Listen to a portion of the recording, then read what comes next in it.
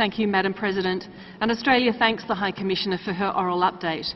We thank all members who joined the incoming Members' Pledge and reiterate the importance of members upholding the highest standards in the promotion and protection of human rights. In this context, Australia is deeply concerned by persistent reports of human rights violations and abuses associated with the civil conflict in Cameroon. We urge Sri Lanka to reconsider withdrawal from co-sponsorship of the HRC Resolution 30/1 and to continue to work within the Council-mandated process on promoting reconciliation, accountability and human rights. Australia regrets the excessive use of force in responding to recent protests in many regions. We commend Chile's cooperation with the High Commissioner to identify corrective measures. We want to see a peaceful resolution in Hong Kong that restores confidence in the one country, two systems framework and upholds rights and freedoms enshrined in the Basic Law. Australia is deeply concerned by the detentions of journalists and protesters and the targeting of civil society activists in Egypt.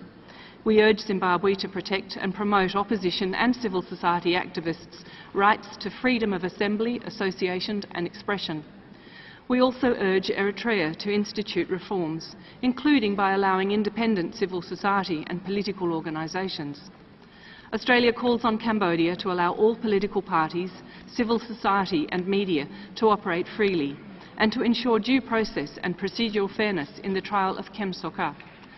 Australia is disturbed by restrictions on internet freedom and by harassment and arrests of journalists and NGOs in Bahrain and Russia. We call on Saudi Arabia to continue efforts toward reform and cease the persecution and intimidation of civil society actors, gender equality advocates and religious minorities. We support a two-state solution in which Israel and a future Palestinian state coexist in peace and security within internationally recognised borders.